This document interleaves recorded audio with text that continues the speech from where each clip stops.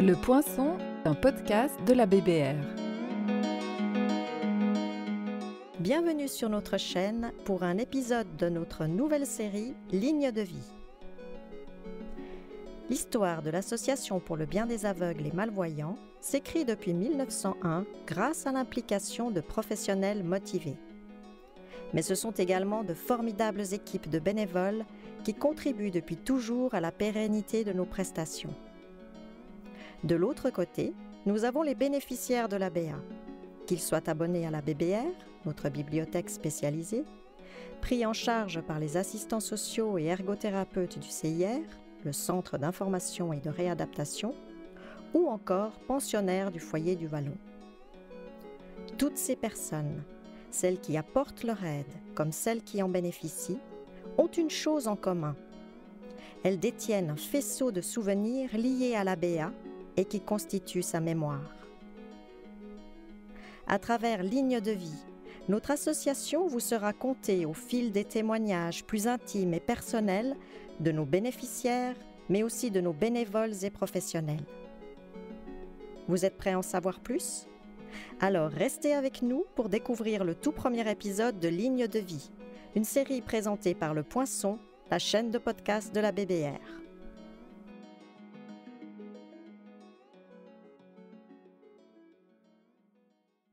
C'est avec Irène Verret, une charmante et élégante dame de 98 ans, que nous entamons notre série.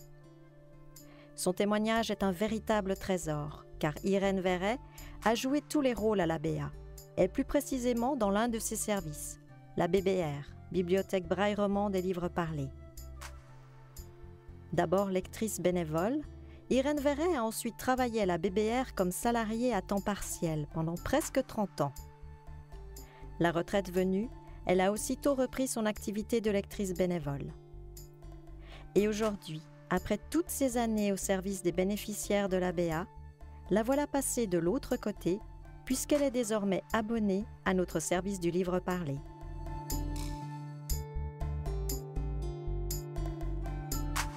Veuillez nous excuser pour la qualité sonore très moyenne de ce podcast. Des travaux étaient malheureusement en cours le jour de l'enregistrement dans l'EMS où réside Madame Verret.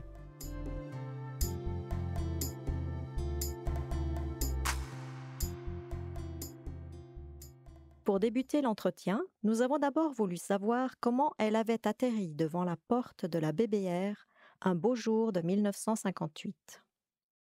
J'ai lu dans la vie protestante qu'on cherchait des lecteurs bénévoles. Et j'ai toujours aimé lire à haute voix, j'ai toujours lu à haute voix, j'ai toujours aimé ça. J'avais une bonne voix et une très bonne vue.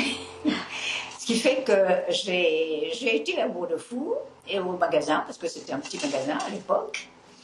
Et j'ai dit, voilà, j'aimerais m'inscrire pour lire, comme bénévole. Alors on m'a dit, ah, très bien, alors on vous téléphonera. Bon, et puis le lendemain, j'ai reçu un téléphone de monsieur Heinen. Et il m'a donné rendez-vous pour 2 jours après. Il m'a dit, j'habite avenue Gaspard Mallette, c'était tout près de chez moi, c'était très bien. J'ai dit, parfait, je viendrai, très bien. Puis je suis arrivée chez lui à l'heure dite, et je ne savais pas qu'il était aveugle. Et j'ai eu un choc un peu. C'est lui qui m'a ouvert la porte. Et vous savez, quand on n'a pas l'habitude, je n'avais jamais vu l'aveugle. Oui. Enfin, alors bref, pour tout ça, pour vous dire que j'ai mal lu. Quand même, à la fin, il m'a dit, oui, je pense que vous êtes un peu intimidé, alors je pense que ça ira quand même. J'étais toute contente. Alors revenez la semaine prochaine, dès l'après-midi, à 2h, et je vous attends, et c'est toutes les semaines, vous ne me ferez pas faux bon. Au début, ça n'a pas été tout seul. Et le premier mois, j'avais de telles craintes d'estomac avant d'aller voir M. Heinen, il me faisait tellement peur que mon mari, finalement, m'a dit, mais enfin, n'y va plus, c'est trop vache. Si, j'aime lire à haute voix, je sais que c'est utile. Non, je veux persévérer. Et Dieu merci. Ça a été une grande partie de ma vie, finalement.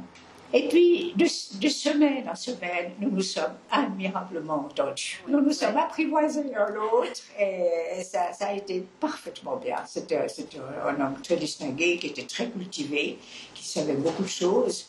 Et non, ça a été parfait.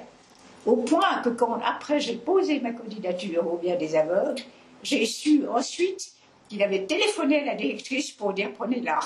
En effet, Irène a posé sa candidature pour un poste de travail à la BBR. Et cela pour une bonne raison.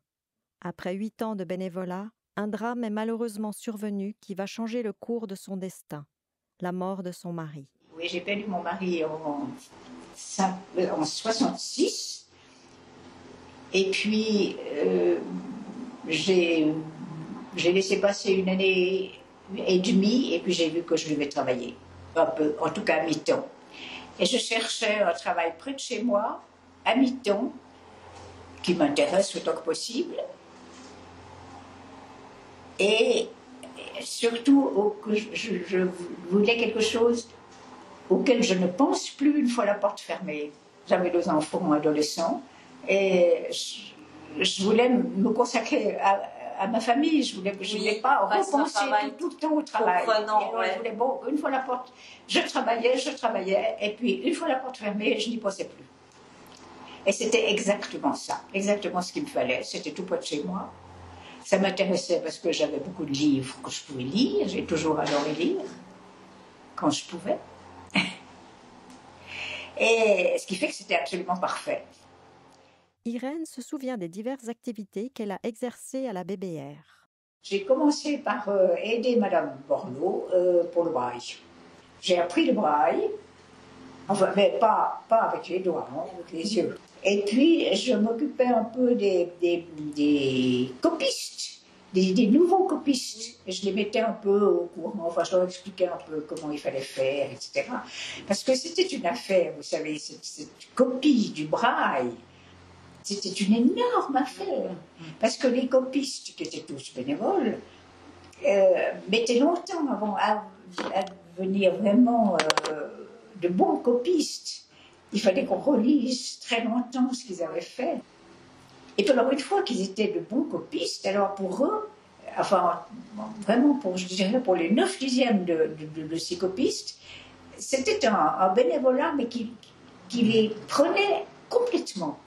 Et le jour où on a dû cesser de demander à des bénévoles de copier, ça a été un drame pour beaucoup. C'était leur vie. Ils faisaient ça 2h le matin, 2h l'après-midi, et ils savaient que c'était utile. C'était vraiment un sacerdoce pour eux. Et alors Madame Borloo régnait là-dessus, elle était formidable, parce qu'elle s'occupait aussi de tout ce qu'il fallait faire pour coudre tous les cahiers, ensuite pour faire les bouquins, ensuite pour inscrire les titres, avec tout ça. Il fallait trouver des bénévoles pour tout. Et on en trouvait. Mais c'était une époque où les dames ne travaillaient pas.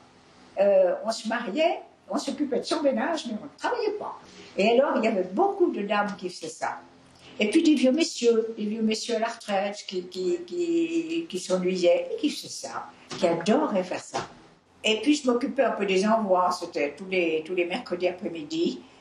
Il y avait trois dames, une mademoiselle Rigolet, une madame Butterworth, une mademoiselle Campis, qui étaient adorables et qui faisaient les envois de braille. On en mettait 2 dans un carton, et puis on ficelait le carton, on mettait l'adresse, enfin l'étiquette, et puis on portait tout ça sur le banc.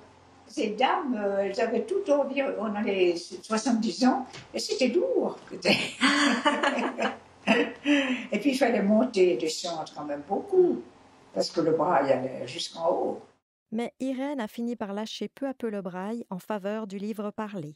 Normalement, j'aurais dû vraiment aider Madame Borloo, et puis finalement, ce livre parlé, ça m'a beaucoup intéressé, comme j'avais lu, ça m'a beaucoup intéressé, et puis je m'en suis beaucoup occupée. Mais j'ai continué quand même à aider Madame Borloo. Je lui ai alors demandé de quoi elle s'occupait exactement dans ce fameux service du livre parlé. Les nouveaux abonnés, je répondais aux gens qui demandaient des renseignements. En fait, j'avais le tout, là. J'avais tout à fait le service des cassettes entièrement. Quand j'ai travaillé au Bien des Aveugles, c'est les 30 ans que j'ai travaillé, j'enregistrais pas régulièrement. J'enregistrais des choses que personne ne voulait enregistrer. Une chose est sûre, c'est qu'Irène a eu beaucoup de plaisir à faire ce travail. Oui, c'était heureux. J'étais très heureuse de mon travail, très heureuse. C'était intéressant. Je me suis toujours très bien entendue avec tout le monde. J'aimais beaucoup toutes ces dames bénévoles c'était charmant. J'allais au travail heureuse, vous voyez. Les années passent et l'heure de la retraite arrive. Je sais que je n'avais pas assez 70 ans parce que le secrétaire général à ce moment-là me faisait toujours des hints pour savoir pourquoi je continuais à travailler et que je ferais bien mieux de prendre ma retraite. Et moi, ça m'intéressait tellement que je continuais.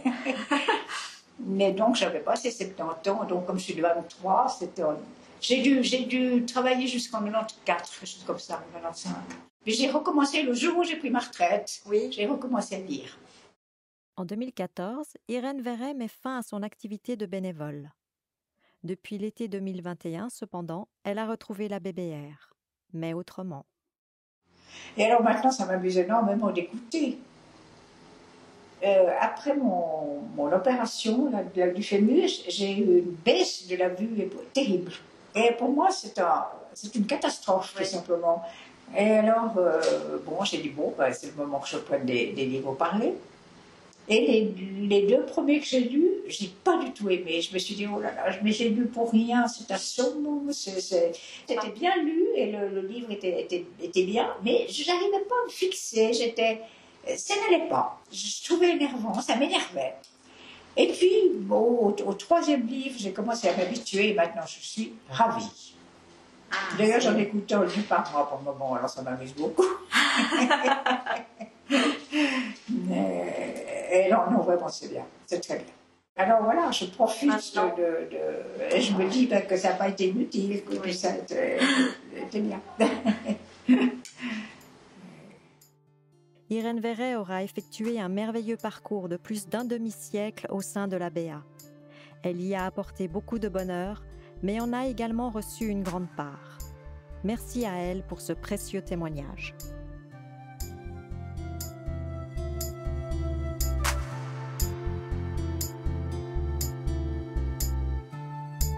La BBR, des livres à haute voix et des livres au bout des doigts.